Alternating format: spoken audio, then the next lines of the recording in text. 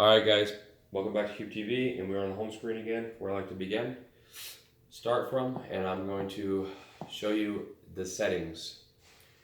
Alright, so if you go down and you scroll over to settings, there's two ways you can do that. You get on the top right of your remote, there is a settings, next to the power button, you can click, or you can just click settings from the main home screen. Alright, so click OK. And when you get to the settings, it's going to give you options. You got your Ethernet, your Wi-Fi, your screen scale, HDMI output, sound output, date and time, advanced Wi-Fi, speed test, info, and advanced settings. Alright, basically your Ethernet is very self-explanatory. You click on it, it just shows you hooked up to the Ethernet and whatnot. Alright, your Wi-Fi, again, self-explanatory. Right now it's off because we're using Ethernet, but if I do click it on, it's going to go in, the spindle will turn, it's loading, it's going to bring up all the Wi-Fi connections in your area, okay? Just like that. So for instance, let's say, the cool thing about these devices is they do connect to a Wi-Fi connection, they run off a Wi-Fi connection. So say you're at your friends or family, or you're on the road, you're staying in a motel or a hotel, most everybody this day and age does have a Wi-Fi connection, and all the TVs do have HDMI in input. So you can just connect it, say you're in a hotel room, you just connect it, load up to their Wi-Fi, and boom, you got your Kube TV device on the road with you, or to friend and family members, and this is how you connect to their Wi-Fi data. So you want to do a Kube and chill, there you go. All right, so we're going to go back up to the top right, and we're going to go ahead and just, excuse me, we're going to click that off because we're using Ethernet. We're going to go back, and now let's also say that you're you at home, you have a 50-inch TV, right? So when you first began and you uploaded the Kube for the first time, you fitted the format to fit your TV, and you're wondering, well, shoot, I'm going to so-and-so's house and they have a 55-inch or a 45-inch. Real easy. Just go to screen scale, and again, it's very simple. You're just gonna take the, like it says, the white lines, level them up to the borders of the TV screen, and then once you're good, just return. You're fine. You got your HDMI outputs. Okay, we always keep it on auto because it just, whatever TV you're using, it'll know what it needs to be linked to. So I just usually leave that there. Your sound outputs, what you're using. Here, we're running off of PCM.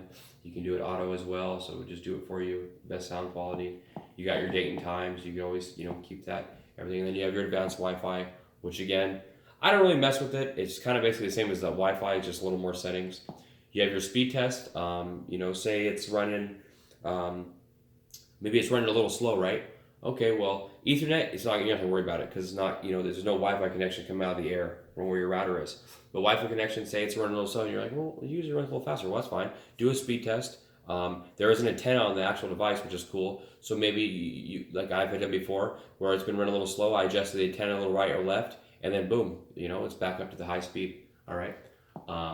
It's just kind of like a cell phone. You get in some areas, or sometimes it might be raining outside, and the connection's acting a little funny, and you just adjust it and make it happen.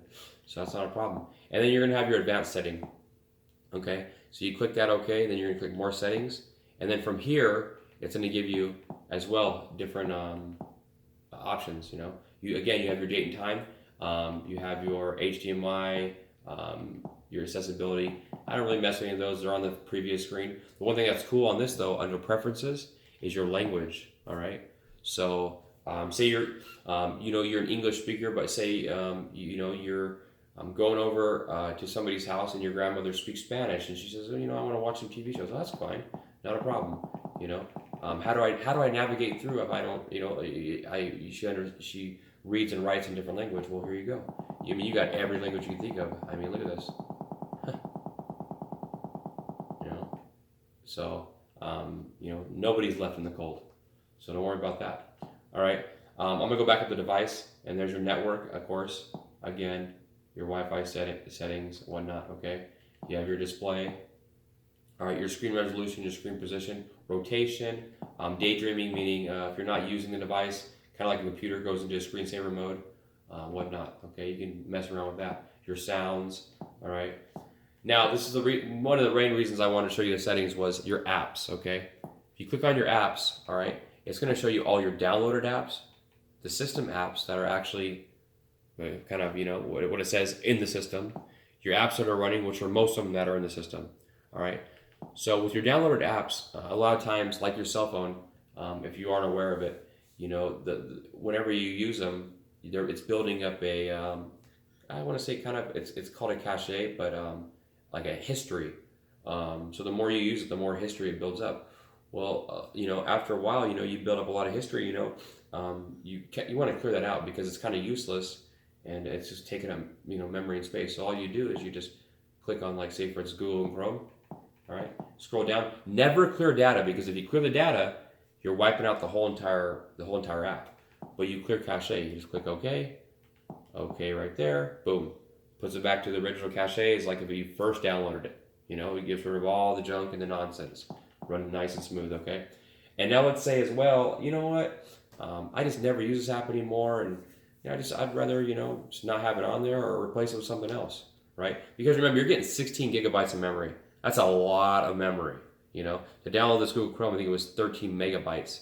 All right, you got to have a 1,000 megabytes for 1 gigabytes. So you got plenty of memory. So as far as deleting it from memory, that's not going to usually be the issue.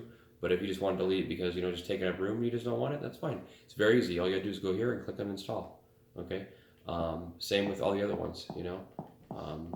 I do recommend to do this every month is fine. Just go through and just go to your downloaded apps. It's real simple. Okay. And then just go into it and scroll down to clear cache. Click OK.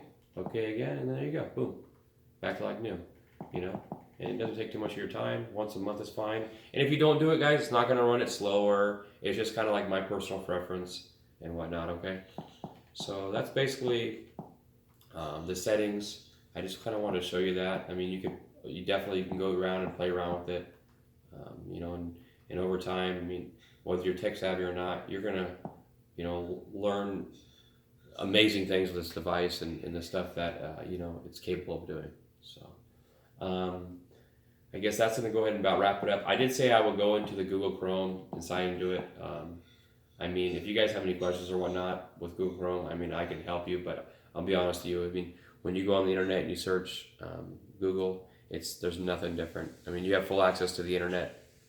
If you'd like, you could download, or you could search the web page or anything. I like to, sometimes if I don't get to make it to church or whatnot, I like to watch my church stream on the internet, or I get to just search whatever. It's Google. So, all right, guys, and like I said, with the Kube TV, the sky's the limit. I mean, you download. There's tons and thousands, hundreds of thousands of apps to download, and you can play around with it, along with games as well. That's another thing I want to make you aware of.